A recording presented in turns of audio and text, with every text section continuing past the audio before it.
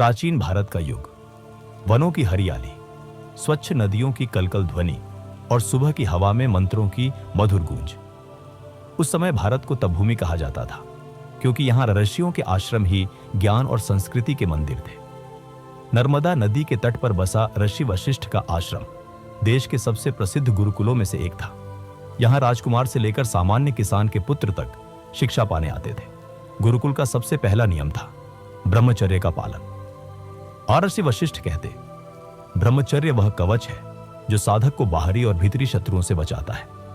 राज्य सूर्यगढ़ के राजा विक्रमसेन का इकलौता पुत्र था चंद्रवीर। बचपन से ही तेजस्वी लेकिन उत्सुक स्वभाव का, युद्ध कला, धनुर्विद्या और राजनीति की प्रारंभिक शिक्षा वह महल में ले चुका था। लेकिन राजा ने तय किया, मेरा पुत्र तब तक राजगद्दी के योग्य नहीं जब तक वह अपने मन पर विजय न पाले। इसलिए 14 वर्ष की आयु में उसे ऋषि वशिष्ठ के आश्रम भेज दिया गया। आश्रम की मिट्टी से सने रास्ते, कुटियों की कतार और खुले आकाश के नीचे गुरुकुल के विद्यार्थी ध्यान में लीन थे। गुरुकुल का जीवन राजमहल से बिल्कुल विपरीत था।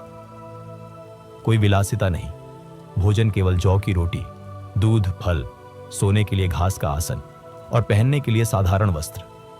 पहले दिन ऋषि वशिष्ठ ने सभी नए विद्यार्थियों को एकत्र किया और कहा, ब्रह्मचर्य का अर्थ है मन, वाणी और कर्म में पवित्रता। केवल स्त्रियों से दूर रहना इसका आधा भाग है। असली ब्रह्मचर्य है इच्छाओं और वासनाओं पर नियंत्रण। चंद्रवीर ने मन में प्रण लिया, मैं इस व्रत को अपने प्राणों की तरह निभाऊंगा। कुछ माह बाद वसंत आया। वन में फूल खिले, हवा में सुगंध फैल गई। नदी के किनारे गांव की कन्याएं फूल चुन रही थी। उनमें से एक थी अनन्या, जिसकी मुस्कान और हंसी वातावरण को मधुर बना रही थी। चंद्रवीर का मन एक क्षण को विचलित हुआ, पर अगले ही पल गुरुदेव के शब्द याद आए। जैसे एक छोटा सा छेद नाव को डुबो सकता है, वैसे ही एक क्षण का आकर्षण साधना को डुबो सकता है। चंद्रवीर ने अपनी दृष्टि नीचे कर ली और वहां से हट गया। उसने महसूस किया, मन पर पहला विजय कदम आसान नहीं, लेकिन संभव है। 1 वर्ष बीत गया। राजा विक्रमसेन अपने पुत्र से मिलने आए। वे अपने साथ राजसी वस्त्र, गहने और स्वादिष्ट व्यंजन लाए। पुत्र, यह सब तुम्हारे लिए है, राजा ने कहा। चंद्रवीर ने मुस्कुराकर उत्तर दिया, पिताश्री, जब तक मेरा ब्रह्मचर्य व्रत है, मैं सादगी ही पहनूंगा और साधारण आहार ही लूंगा। राजसी सुख मेरी तप शक्ति को कम कर देंगे। राजा की आंखों में गर्व छलक आया। एक दिन आश्रम का शिष्य अनय शरारत में चंद्रवीर की आसन चटाई नदी में बहा लाया। चंद्रवीर का चेहरा क्रोध से लाल हो गया, लेकिन वह रुक गया। उसने गहरी सांस ली और कहा, अनय, वस्त्र या चटाई बह जाने से कुछ नहीं खोता, पर संयम बह जाने से सब कुछ खो जाता है। उस पल उसने समझा, ब्रह्मचर्य केवल वासना पर नियंत्रण नहीं, बल्कि क्रोध और लोभ पर भी विजय है। वर्षा ऋतु आई। तेज बारिश में नदी उफान पर थी। विद्यार्थियों को दूर जंगल से लकड़ियां लानी थी। कई शिष्य थककर बैठ गए, पर चंद्रवीर ने भूख और थकान पर विजय पाई और सबसे पहले कार्य पूरा किया। गुरुदेव ने कहा, जो अपने शरीर को साध ले, वह संसार को साध सकता है। 5 वर्ष बीते। चंद्रवीर का चेहरा तेजस्वी हो चुका था। आंखों में चमक थी। वह किसी भी श्लोक को एक बार सुनकर याद कर लेता। युद्ध कला में उसका ध्यान अटल था और ध्यान में उसका मन घंटों स्थिर रहता।